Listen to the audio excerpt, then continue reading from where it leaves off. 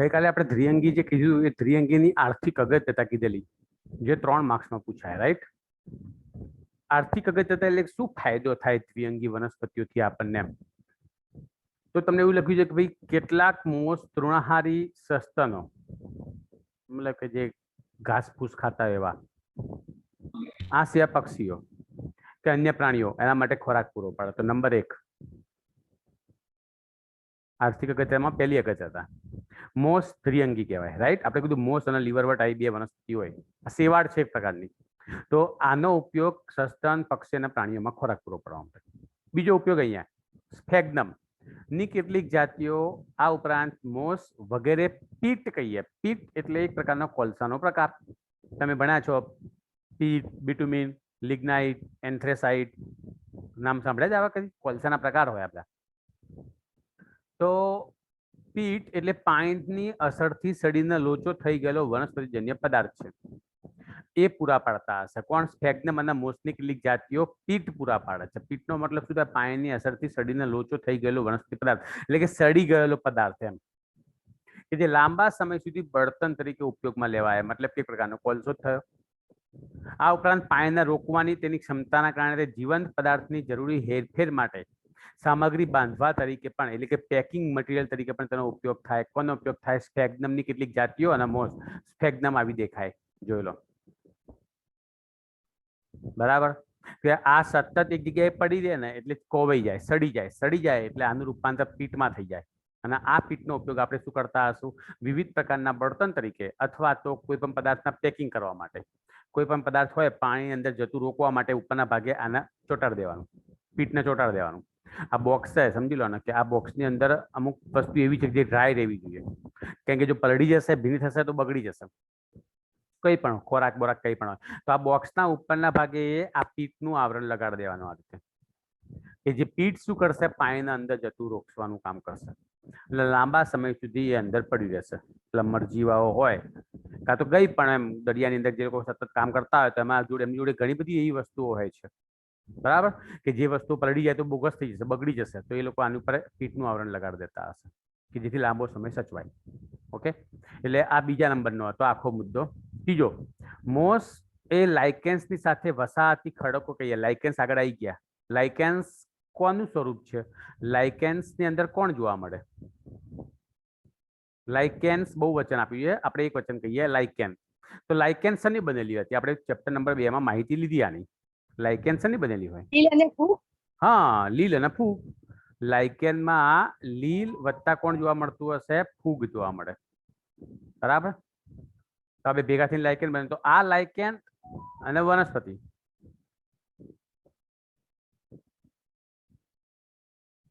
બરાબર, એ લાઇકેન અને મોસ, આ વસાહતી ખડકો જે ખડકો જે હોય એની ઉપર, એ ખડકોને ઉપરના ભાગે અંદર આવી જાય તિરાડોમાં, અને પછી શું કરે? પરિસ્થિતિ કઈ રીતે મહત્વનો ભાગ ભજવે? એટલે ખડકોને તોડવાનું, વિઘટન કરવાનું, નવી વનસ્પતિને ઉગવા માટે જગ્યા કરી આલશે, સાનુકૂળતા કરી આલે. કોણ? આડે શેવાળ વનસ્પતિઓ. આ સિવાય મોસ જમીન ઉપર ગહન સાદડી બનાવી દે, મેટ્સ, એટલે કે આવરણ લગાડી દે. એનું લીલનું આખું શું થતું હશે? આમ ચારે બાજુ છવાઈ જાય જમીન ઉપર, કે જેથી શું થાય? પેલો વરસાદ પડતો હોય ને તો વરસાદની સામે જમીનનું ધોવાણ અટકાવવાનું કામ કરે. એટલે બધું જ જે પાણી હોય એ શોષી લે. સીધું જમીન ઉપર પડે ને પાણી તો શું થાય? જમીનનું ધોવાણ થઈ જાય, પાણી વહેતું થઈ જાય. તો બરાબર, હવે જમીન ઉપર આ દ્વિઅંગી આવી જાય, શેવાળ આવી જાય, તો પાણી વહેતું હોય તો શેવાળના ઉપર થઈને પાણી નીકળી જાય. અને શેવાળ શું કરશે? એના મૂલાંગો દ્વારા જમીનને પકડી રાખે, એટલે જમીનનું ધોવાણ કેવું થાય? અટકી જાય. બરાબર. દ્વિઅંગીઓને લીવરવટ અને મોસ એમ 2 ભાગમાં વિભાજિત કરેલી છે. તો અહીં સુધી તમારા શું થયા? આર્થિક અગત્યતા થઈ 3 માર્ક્સની અંદર. આટલું લખવાનું, બરાબર. બીજો મુદ્દો અહીંયા છે, ત્રીજો મુદ્દો અહીંયા છે, અને ચોથો મુદ્દો આવી રહ્યો છે વરસતા વરસાદ સામે શું કરશે? ધોવાણ અટકાવશે. તો 4 મુદ્દા લખવાના હોય, બરાબર. એટલે તમને જેના માર્ક્સ મળી જાય. અને આ છે દ્વિઅંગીની અંદર ટૂંક નોંધમાં પણ લખી શકાય, સ્પેશિયલ અલગથી પણ પૂછાય, બરાબર. એટલે આઈએમપી પ્રશ્ન કહેવાય.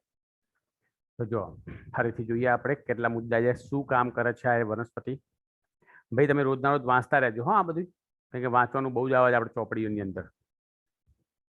તમે જોવાના આટલું વાંચન તો ઇનફ છે તમારે. તો કેટલું બધું અંદર માહિતી આપેલી છે, ફક્ત દ્વિઅંગીની જ માહિતી ઉઠાવી આપણે તો, બરાબર. પહેલો મુદ્દો જુઓ, આર્થિક અગત્યતા એની ઓછી એટલે કે શું થાય, એનામાંથી પૈસા ના મળે આપણને, પણ આ રીતે આપણને બહુ ઉપયોગી છે દ્વિઅંગી. એમ કે કેટલીક મોસ તૃણાહારી સજીવો આ સિવાય એટલે કે સસ્તન કહીએ, પક્ષીઓ કહીએ, પ્રાણીઓ કહીએ, બધાના ખોરાક પૂરો પાડે. તો પહેલો મુદ્દો તો યાદ રહી જાય, ખોરાક પૂરો પાડવા માટે. બીજો મુદ્દો છે પીટનો, કે કેટલીક સ્ફેગ્નમની અને મોસની કેટલીક જાતિઓ જે હશે પીટ પૂરા પાડશે. આવું લખવાની જરૂર નહીં, યાદ રાખવાનું આપણે મગજની અંદર કે પીટ પૂરા પાડે, કે જે લાંબા સમય સુધી શું કરશે, બળતણ તરીકે ઉપયોગ આવે છે. આ ઉપરાંત પેકિંગ મટીરિયલ તરીકે પણ તેનો ઉપયોગ થાય છે. બસ સીધું એવું લખો તો પણ ચાલે. પેકિંગ મટીરિયલ તરીકે પણ આનો ઉપયોગ થાય છે પીટનો, એટલે કે જીવંત પદાર્થોની જરૂરી હેરફેર માટે સામગ્રી બાંધવા માટે. બરાબર. મોસ એ લાઇકેન્સની સાથે વસાહતી ખડકો માટેનો પ્રથમ જીવ છે.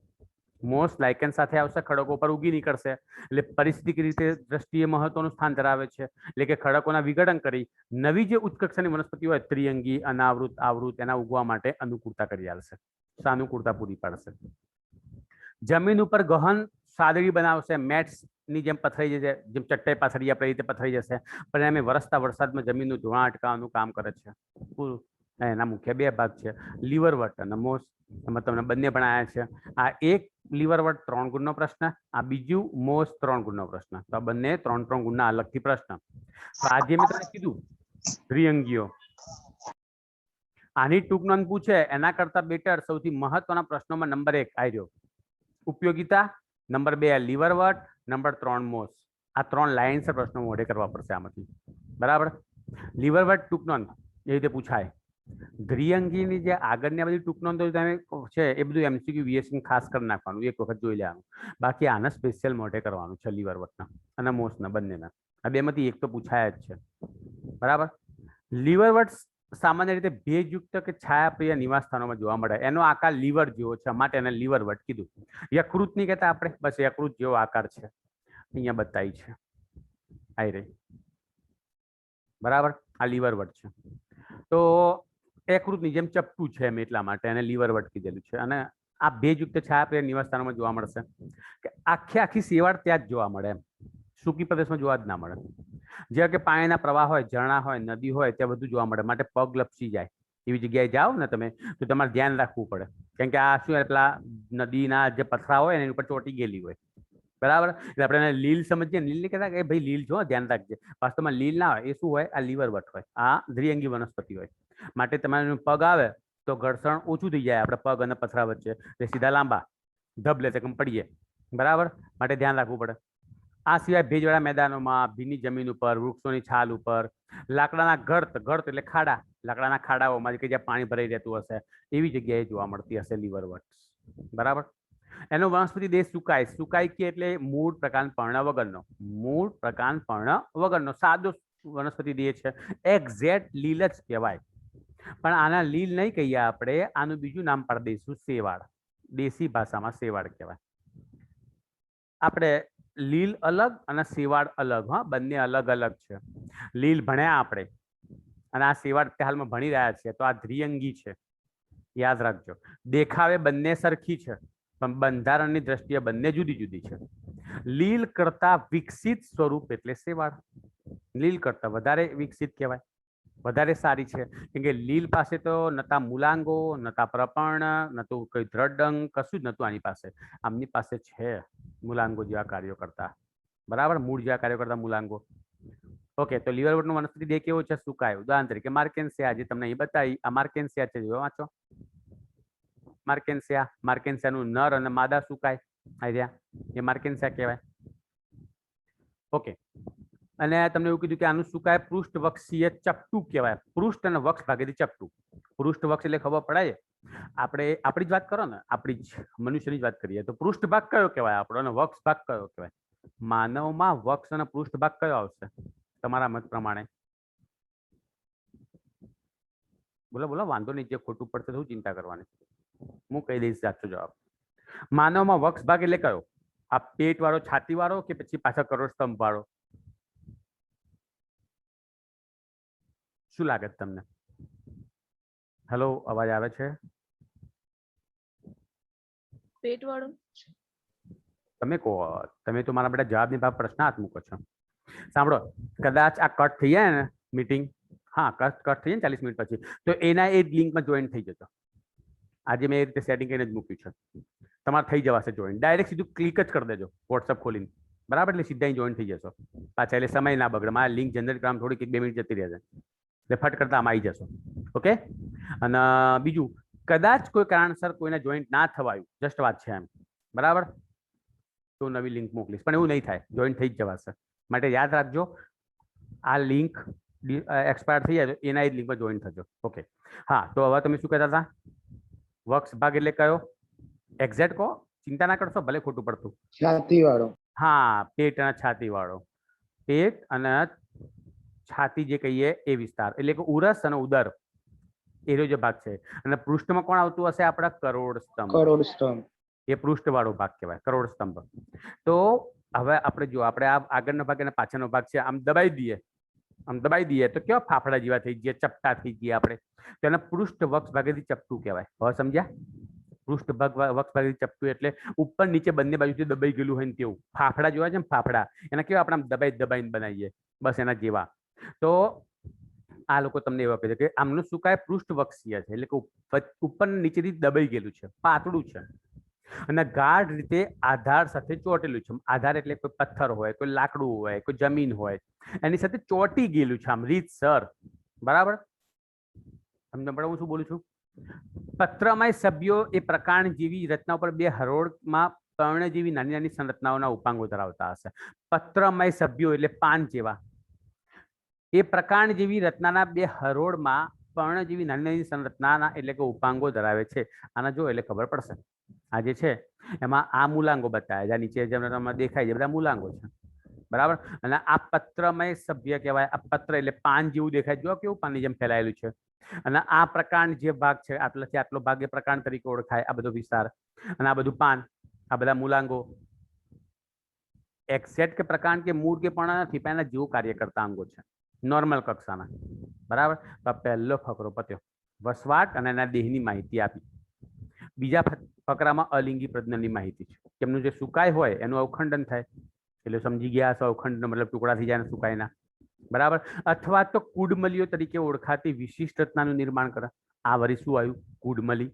તો કુડમલી કેવી છે? કે લીલી બહુકોષી અલિંગી કલિકાઓ છે, અને એની ઉપર કુડમલી પહેલા આવે, અને એની ઉપર નાની નાની કૂપધાનીઓ આવે, અને આ કૂપધાનીઓ કુડમલીઓ પિતૃદેહથી છૂટી પડી જાય, અને પછી અંકુરિત થઈ નવી વનસ્પતિ તરીકે વિકાસ થાય. હવે હું તમને બતાવું કઈ રીતે. તો જો તમને આ કુડમલી છે, ઓળખી બતાવો ક્યાં છે કુડમલી, ક્યાં દેખાય તમને બતાવો તો. જોઈ કુડમલી? હા હા, મળી ગઈ. એ આઈ રહી, જો અહીંયા આપી છે કુડમલી. આ મૂલાંગો ક્યાં? કુડમલી, બરાબર. અહીંયા લખ્યું છે જો કુડમલી પ્યાલાઓ. પછી આવી રહ્યું અલિંગી પ્રજનન કરે. આ રીતે હોય, આ રીતે પ્યાલા જેવી રચના જોઈ લો, માટે એને કુડમલી પ્યાલા કહેવાય, બરાબર.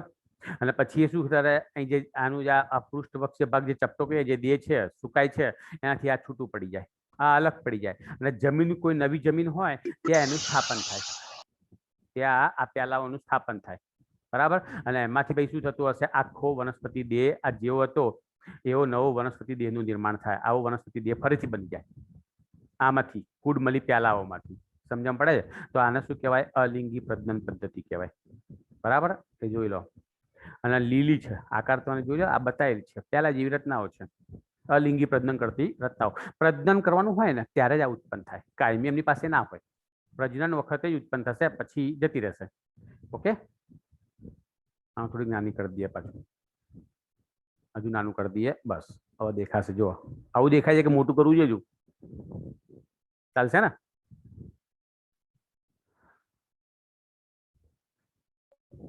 હા સર. મારા બેટા કેમ બોલતા નહીં? એટલે તમે લોકો હારો ઘરે બેઠા છો એટલે ને, કામ ક્લાસમાં બેઠા તો કેટલો અવાજ કરો તમે લોકો તો?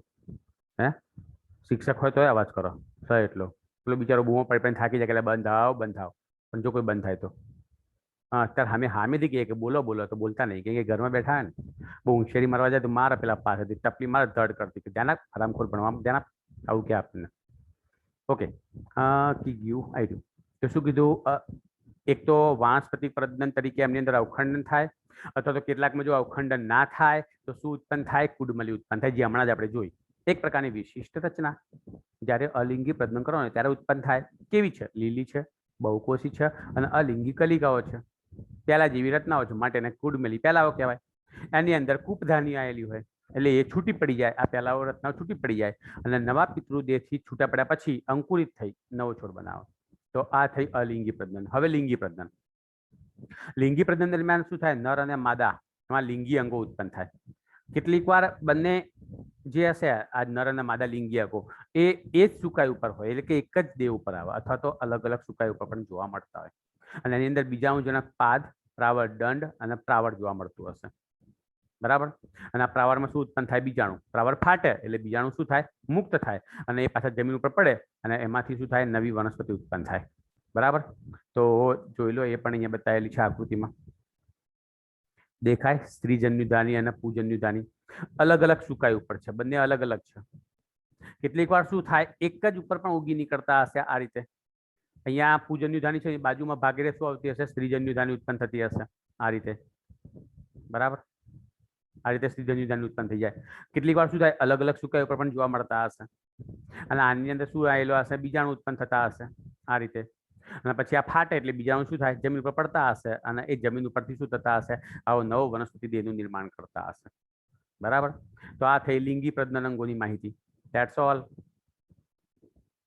પતી ગયું. પહેલો ફકરો વસવાટનો છે, લીવરવટનો, યાદ રાખો. બીજો ફકરો અલિંગી પ્રજનન પદ્ધતિ આવ્યો અને આ બાજુના ફકરો છે લિંગી પ્રજનન પદ્ધતિનો. લિંગી પ્રજનન પદ્ધતિમાં બીજાણુજનક પાદ એટલે ફૂટ, નીચેનો પગનો ભાગ, વચ્ચેનો ભાગ પ્રાવર દંડ અને સૌથી ટોપના લેવલે પ્રાવર.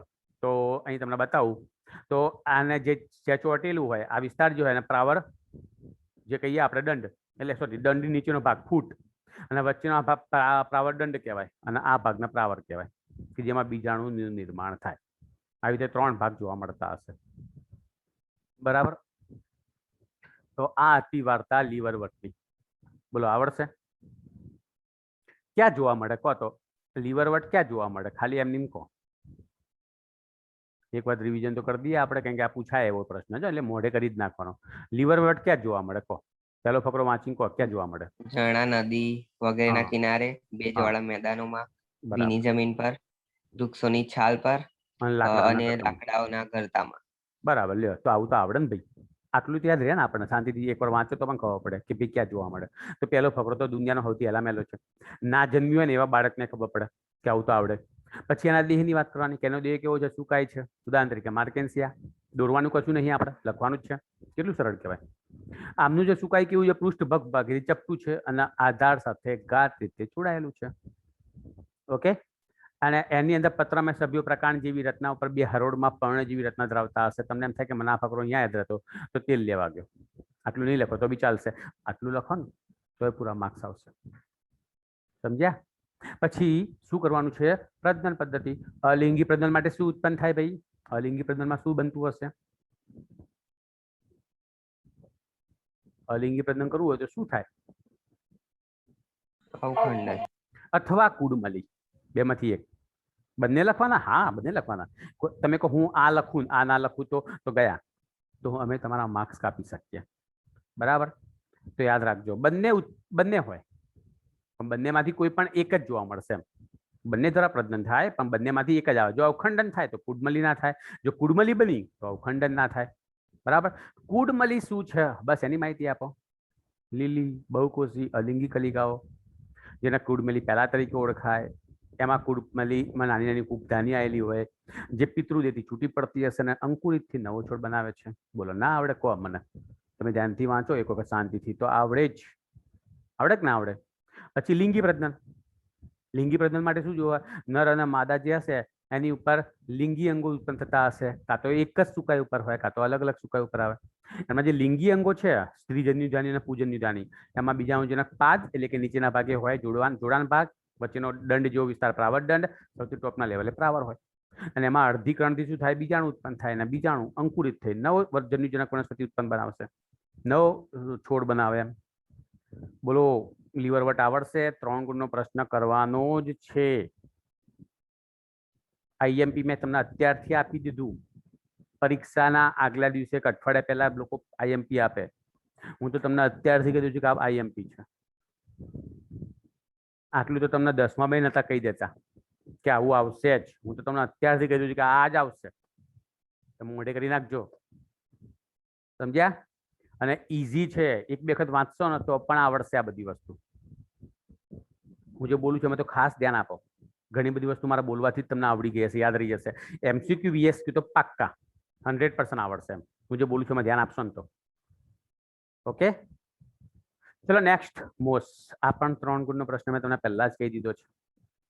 લીવરવર્ટ અને મોસ બેમાંથી એક તો આવે જ દ્વિઅંગીમાં, બરાબર. ટૂંકનોંધ તરીકે મોસના જીવન ચક્ર જે હશે એમાં પ્રભાવી અવસ્થા જન્યુજનક અવસ્થા, એ તો આપણને ખબર છે કે એની પ્રભાવી અવસ્થા જન્યુજનક છે, કેમ કે દ્વિઅંગી છે ને ભાઈ.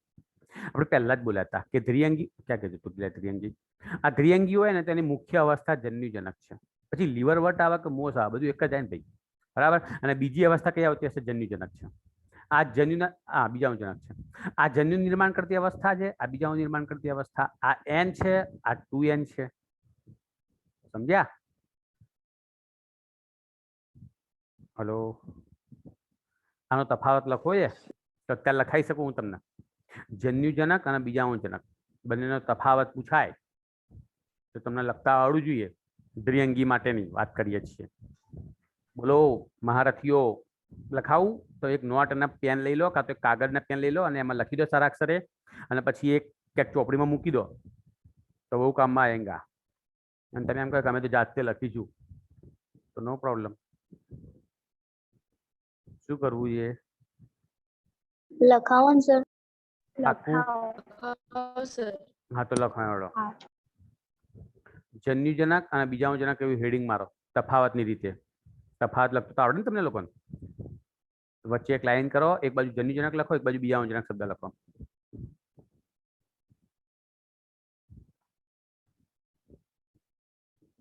નોટ પેન લઈને બેઠા બધા?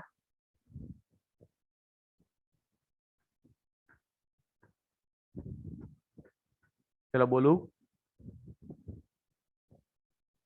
હા, બધા નોટ પેન લઈ લો ફટાફટ. ચલો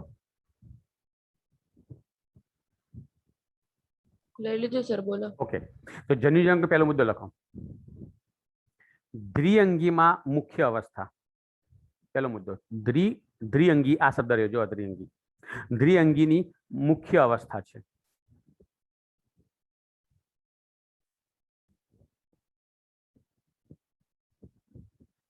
સામે લખો. બીજાણુજનકમાં દ્વિઅંગીની ગૌણ અવસ્થા. આ લખ્યું મેં જો અહીંયા, ગૌણ.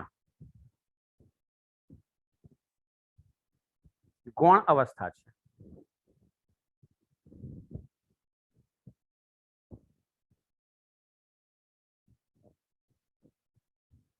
બીજો મુદ્દો લખો જન્યુજનકમાં. જન્યુજનકમાં બીજો મુદ્દો લખો. આ અવસ્થા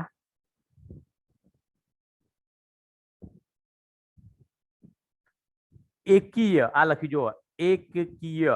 એકકીય અને કૌંસમાં n કરવાનો. એકીયની બાજુમાં કૌંસમાં n, સ્મોલ n. આ અવસ્થા એકીય છે.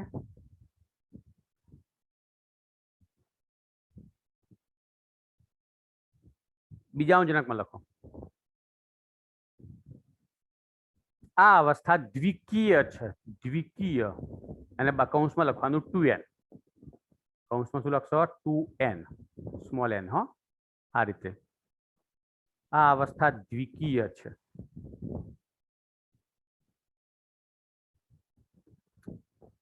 ત્રીજો મુદ્દો લખો જન્યુજનકમાં. આ અવસ્થામાં જન્યુ નિર્માણ થાય છે. આ અવસ્થામાં જન્યુ નિર્માણ થાય છે. આ લખી જો, જન્યુ. જન્યુ નિર્માણ થાય છે.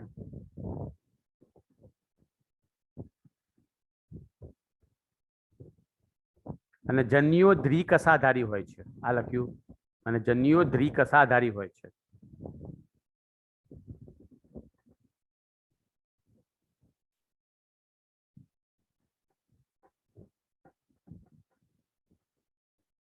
બીજાણુજનકમાં લખો. આ અવસ્થામાં અર્ધીકરણ થવાથી એકીય બીજાણુ ઉત્પન્ન થાય છે. આ અવસ્થામાં અર્ધીકરણ થવાથી એકીય બીજાણુ ઉત્પન્ન થાય છે.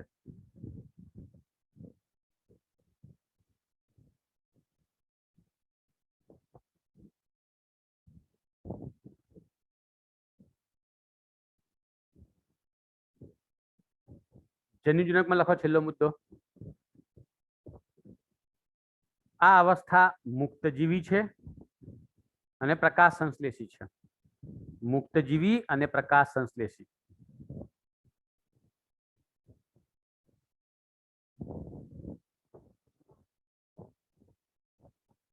તો બીજા જનકમાં લખી દો.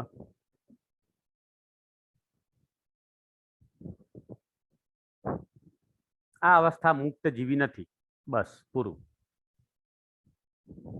તો આ છે તફાવત તમારો. રાઈટ.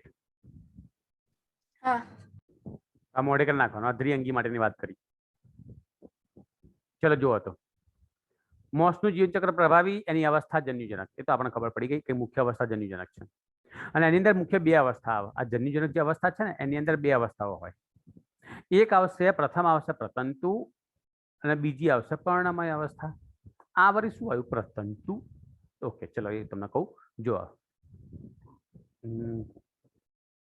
મોસની અંદર આ જન્યુજનક અવસ્થા આવી, પછી બીજા નંબરે બીજાણુજનક અવસ્થા આવી. એટલે બીજાણુજનક જે અવસ્થા હશે એમાંથી આ બીજાણુ ઉત્પન્ન થયા. તો આ બીજાણુ ફેલાયા. જો આ રીતે જમીન ઉપર ફેલાઈ ગયા આ રીતે ચારે બાજુ. અને પછી આમાંથી જે પહેલી અવસ્થા આવી એ પ્રતંતુ હોય. પ્રતંતુ એટલે શું થાય? આ જે બીજાણુ હશે એ આમ વિકસિત થાય અને આ રીતે તંતુ જેવી રચના બનાવે. આ રીતે તંતુ જેવી રચના બનાવી આવી. આના પ્રતંતુ કહેવાય. તંતુ જેવી રચના કે જે બીજાણુમાંથી સીધી વિકાસ પામે. વાક્ય વાંચો. શેમાંથી સીધી વિકાસ પામી? બીજાણુ. બધા દોર્યા તો ખરા. જો આપણે બીજાણુ એમાંથી સીધી વિકાસ પામશે આ રીતે. આ રીતે ઘણા બધા પ્રતંતુ બનતા. અલ્યા બહુ જાડું પ્રતંતુ બની ગયું પહેરવાન જેવું. પ્રતંતુ પાતળું હોય બરાબર. આ રીતે આવી રીતે ઢગલાબંધ બીજાણુ તો ઢગલાબંધ પ્રતંતુ બનતા હશે. આ રીતે પ્રતંતુ બન્યા. ઓકે. અને તે વિસર્પી એટલે કે તમે જુઓ સાપની જેમ ફેલાયેલા છે. વિસર્પી એટલે ફેલાઈ જવું. આ રીતે વિસર્પી છે. જમીન પર ફેલાયેલા હોય. ભ્રૂ પ્રસારી કહેવાય. જમીન પર પ્રસારી કહેવાય. એમ જમીન પર ફેલાયેલા. લીલા હોય, શાખિત હોય, ઘણીવાર તંતુમય પણ હોય. આ રીતે શાખિત હોય એટલે કે શાખાઓ પણ ઉત્પન્ન થાય અને કેટલાક તો આવા પણ હોય તંતુ જેવા આવા.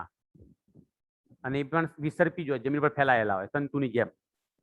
હવે આ થઈ પ્રતંતુની અવસ્થા બરાબર આવી હોય. પછી બીજી અવસ્થા એ મેં શું કીધું? પર્ણમય અવસ્થા. પર્ણમય જે અવસ્થા હોય ને એ આમાંથી જ ઉત્પન્ન થાય. પ્રતંતુમાંથી જ. એટલે કે આમાંથી પાર્શ્વીય કલિકાઓ દ્વિતીયક પ્રતંતુ જે હશે વિકાસ પામે. એટલે કે આમાંથી બીજો તંતુ વિકાસ થાય અને સીધા હોય. આમ સીધા આમાંથી ઉત્પન્ન થાય બરાબર. કેટલીક વાર શું થાય? એની ઉપર કુંતલાકાર પર્ણ ગોઠવાઈ ગયેલા હશે. કુંતલાકાર ચારે બાજુ ગોળાકાર પર્ણ હશે અને પાતળી ધરી ધરાવતા હશે. અને એમાં કેટલાક મૂલાંગો આવશે જેના વડે જમીન સાથે જોડાયેલા હશે બરાબર. અને એ અવસ્થા શું કરશે? લિંગી અંગો ધારણ કરે. કોણ અવસ્થા? પર્ણમય અવસ્થા. હવે તમને પર્ણમય અવસ્થા બતાવું. જો આજે બોલ્યા ને આપણે એ આ પ્રતંતુ હતી પહેલા બરાબર. જે લીલી શાખિત કેટલી વાર તંતુમય. પછી એમાંથી પર્ણમય અવસ્થા હોય તો પર્ણમય અવસ્થાની અંદર શું થતું હશે? ઢંટણ. જોઈ લો આ પર્ણમય અવસ્થા છે. આ પર્ણમય અવસ્થા આવી તો આપણને જે વર્ણન કર્યું એ વર્ણન પ્રમાણે અહીંયા દેખાય છે. જો એ વર્ણન પ્રમાણે દેખાઈ રહ્યું છે. વર્ણન શું હતું આપણું સરસ મજાનું મોસની અંદર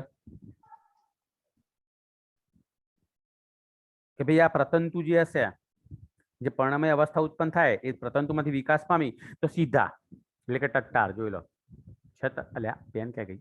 જોઈ લો ટટ્ટાર સીધા. આ હા હા સુપર દેખાય. પછી કુંતલ આકાર રીતે ગોઠવાયેલા પર્ણ. તો જોઈ લો ચારે બાજુ કુંતલ આકાર રીતે ગોઠવાયેલા પર્ણ છે. પ્રપર્ણ કહેવાય. પર્ણ તો ના કહેવાય પણ પ્રપર્ણ છે. પણ આપણે ચોપડી વાળે પર્ણ લખ્યું તો વાંધો નહીં. આપણે શું ફરક પડે? એ કુંતલ આકાર પર્ણ ધરાવતી પાતળી ધરી. તો દેખ લો બચ્ચાઓ પાતળી ધરી પણ દેખાય છે બરાબર. અને તેઓ બહુકોષી કે શાખિત મૂલાંગો ધરાવે. તો દેખો શબ્દ આપ્યા કે બહુકોષી કે શાખિત. શાખિત છે ને. અને બહુ કોષો એક કરતા વધારે કોષોના બનેલા મૂલાંગો ઉત્પન્ન કરશે. આ જમીન સાથે ચોંટી જતા હશે. રાઈટ. સમજી ગયા હું શું બોલ્યો? અને આ અવસ્થા લિંગી અંગ ધારણ કરશે અને એમાંથી લિંગી અંગો ઉત્પન્ન થાય. હમણાં બોલ્યા હતા ને આપણે પ્રાવર, દંડ અને પ્રાવર. અને આમાં પાછા બીજાણુ ઉત્પન્ન થાય અર્ધીકરણથી. પાછા બીજાણુ જમીન પર પડશે હે ને. પાછું એમાંથી શું થતું હશે? જમીન ઉપર પડે આ બીજાણુમાંથી એટલે પાછું એ એટલે પ્રતંતુ બને. આ રીતે પ્રથમ અવસ્થા બની. આવું બન્યું. અને પછી એમાંથી તમે જોઈ લો કેવા દંડ જેવી રચના બની. ઉભારાને સાફ કરી દઈએ આપણે.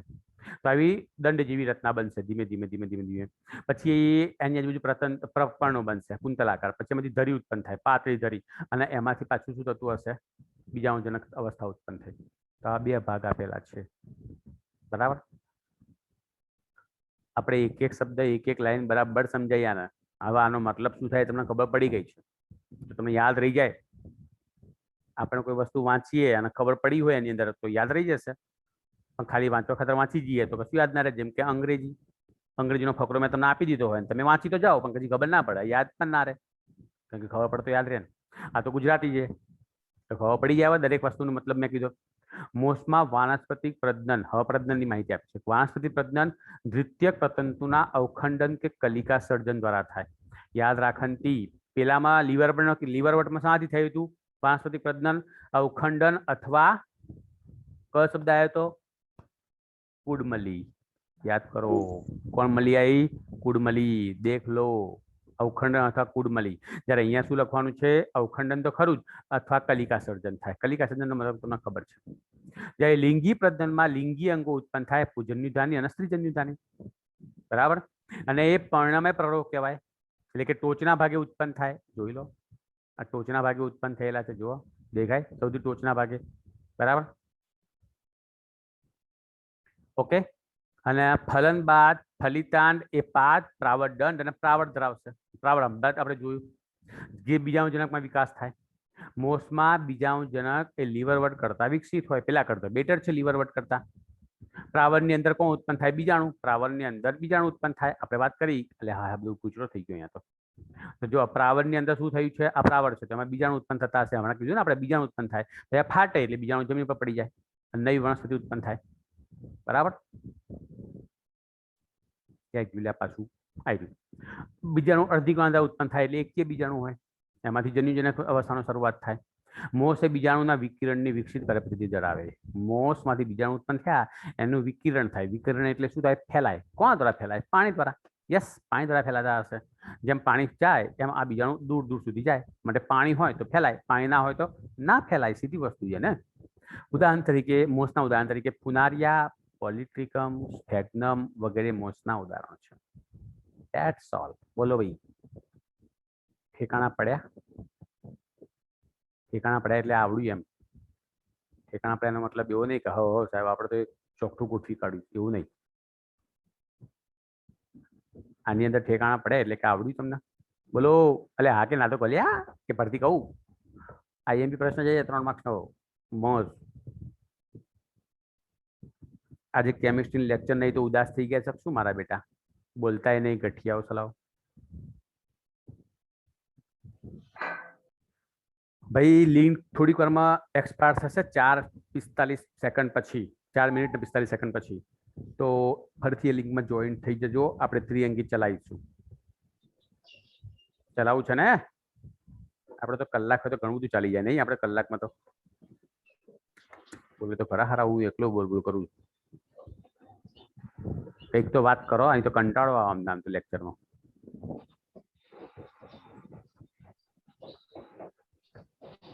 નહીં બોલું? શું કહે છે? મોસ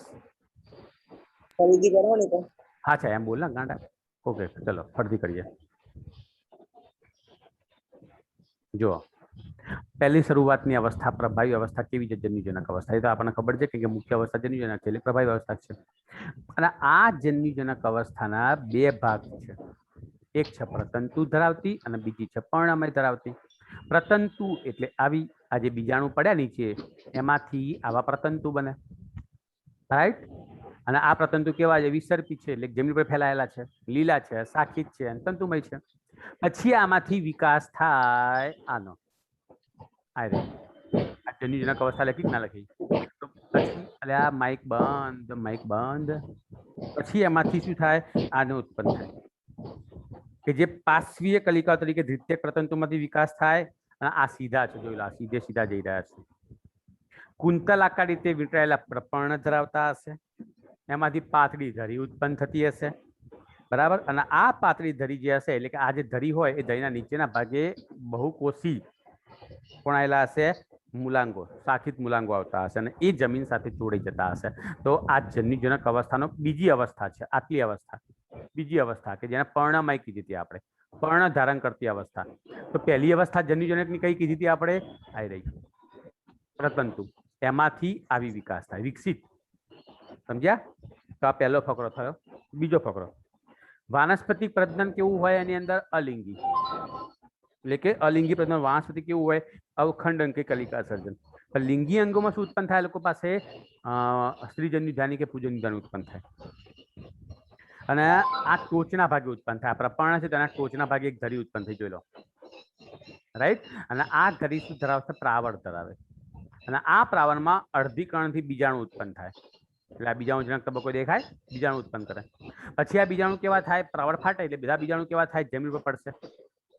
અને આ શું થતા હશે? સારી રીતે વિકસિત થાય, ફેલાય, ચારે બાજુ વિકિરણ થાય.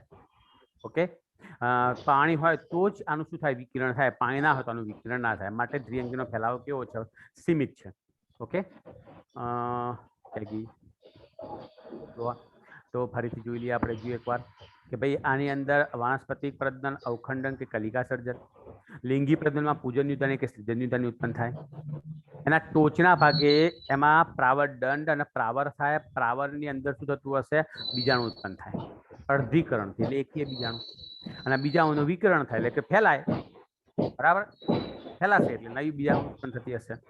ફુનારિયા, પોલિટિકમ, સ્ફેગ્નમ, મોસ વગેરેના ઉદાહરણ છે. ઓકે, બોલો હવે. Okay sir. તમે વાંચજો હો. પણ આને આજે આજે ભાઈ માઇક બંધ કરી દો ને. કોનું માઇક ચાલે છે? ત્રાસ છે તમારા લોકોનો. બોલતા કઈ નહીં, માઇકો ચાલુ કરીને બેસી જાવ છો. નહીં ભાઈ, જુલાઈમાં કદાચ સ્કૂલો ખુલવાની શક્યતા વધી જાય. હા, ઓગસ્ટ સુધીમાં તો ખુલી જ જશે આપણી સ્કૂલો. મજા આવશે. પછી મજા આવશે ને? કે આવું મજા આવે ઓનલાઈન? મોસ તમને બતાવું. આપણે મોસ જોઈએ. આપણે એ દિલ થામ કે બેઠના દેવી ઓર સજ્જનો, એ રહી મોસ છે ને, ઘાસની જેમ ફેલાયેલી.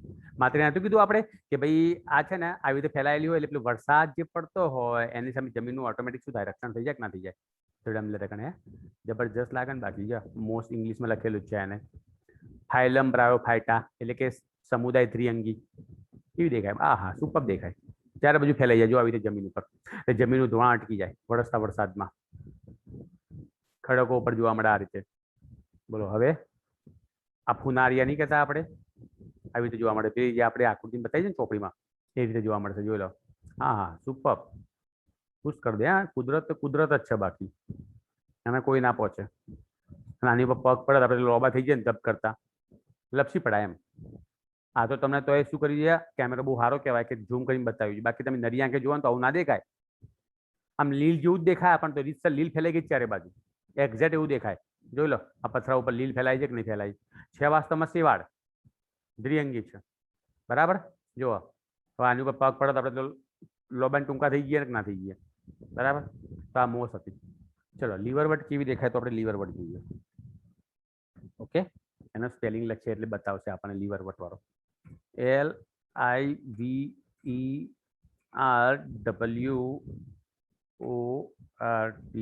LIVERWORTS.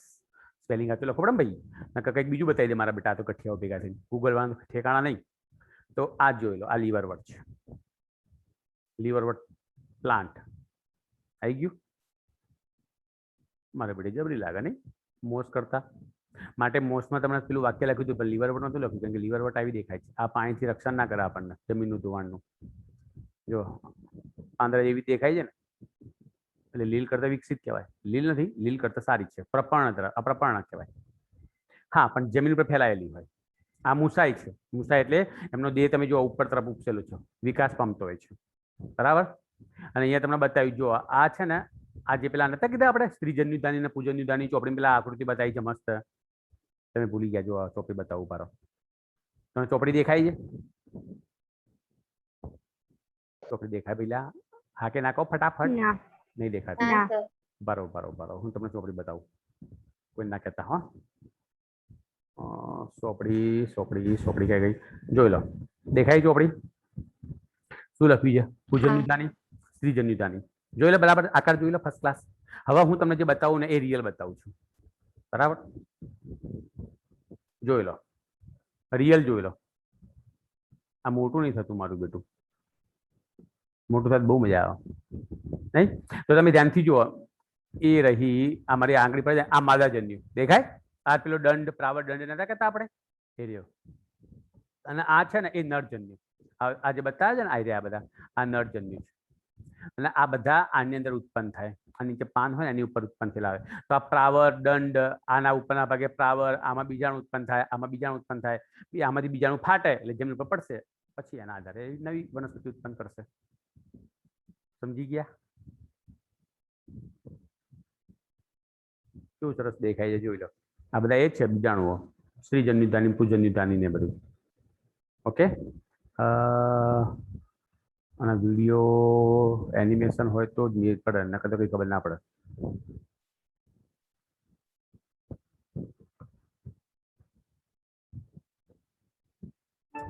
Grammarly, લા બે દ્વારે ઘડી આવી more જાય than catch errors. નવરા છે લાગે Grammarly, you can